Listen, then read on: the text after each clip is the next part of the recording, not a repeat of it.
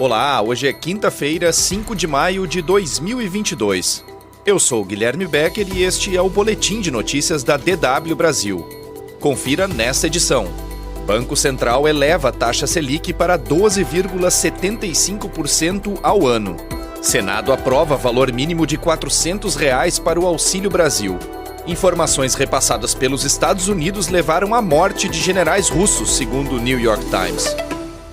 O Comitê de Política Monetária, o Copom, do Banco Central, decidiu elevar a taxa Selic em 1 ponto percentual, para 12,75% ao ano. A taxa básica de juros está no seu nível mais alto desde fevereiro de 2017. A alta de 1 ponto percentual era esperada pelo mercado financeiro e o próprio Copom já havia indicado em março que manteria o ciclo de alta neste mês. Segundo o órgão, a alta era necessária devido a fatores externos, como a guerra na Ucrânia, que coloca pressão sobre o preço de alimentos e combustíveis, e a onda de Covid-19 na China, que afeta as cadeias de suprimentos. O Brasil está em um ciclo de aumentos da taxa Selic há um ano, desde maio de 2021, quando a taxa estava em 2%, o menor valor histórico. Esse valor baixo foi colocado em prática para estimular a economia em meio à pandemia de Covid-19. A Selic é o principal instrumento do Banco Central para controlar a inflação. Em março, a inflação mensal medida pelo Índice Nacional de Preços ao Consumidor registrou alta de 1,62%. Essa foi a maior variação mensal para o mês de março desde a adoção do Plano Real, em 1994. Foi também a maior inflação mensal desde janeiro de 2003.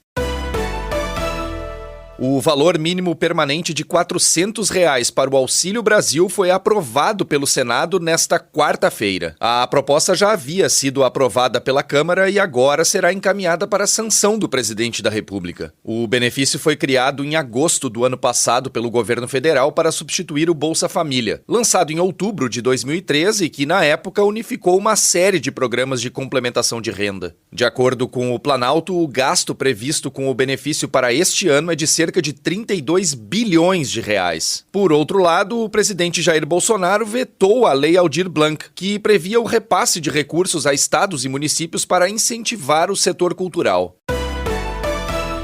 O presidente reeleito da França, Emmanuel Macron, viajará à Alemanha para se encontrar com o chanceler federal alemão, Olaf Scholz. A pauta deve focar principalmente em questões de defesa e segurança do continente europeu, além de geração de energia. França e Alemanha são dois dos países europeus que apoiam as sanções contra a Rússia devido à invasão da Ucrânia. Nesta quarta, a União Europeia propôs um embargo ao petróleo russo. A proposta prevê que países do bloco reduzam a participação russa em suas demandas por petróleo, alcançando o banimento total no final deste ano. Essa será a primeira viagem de Macron depois de vencer as eleições na França, no dia 24 de abril.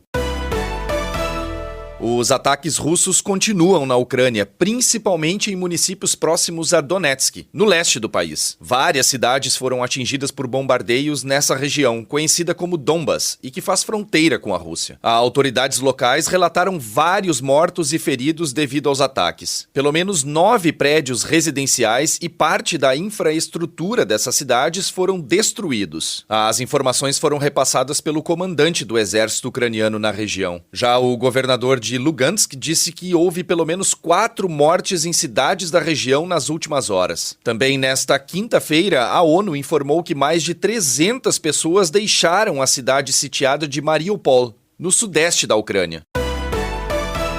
Segundo o jornal The New York Times, informações repassadas por serviços secretos dos Estados Unidos levaram à morte de generais russos na Ucrânia. O jornal citou fontes anônimas dos serviços secretos e o Pentágono não se pronunciou sobre o tema. As informações fornecidas pelos Estados Unidos e a interceptação de comunicações por parte do exército ucraniano levaram aos ataques contra comandantes russos. Em abril, o chefe do Pentágono, Lloyd Austin, disse que o objetivo dos Estados Unidos era ver a Rússia enfraquecida. A invasão da Rússia na Ucrânia, que começou em 24 de fevereiro, já deslocou mais de 13 milhões de pessoas. Segundo a ONU, pelo menos 5 milhões e meio de refugiados se deslocaram para nações vizinhas.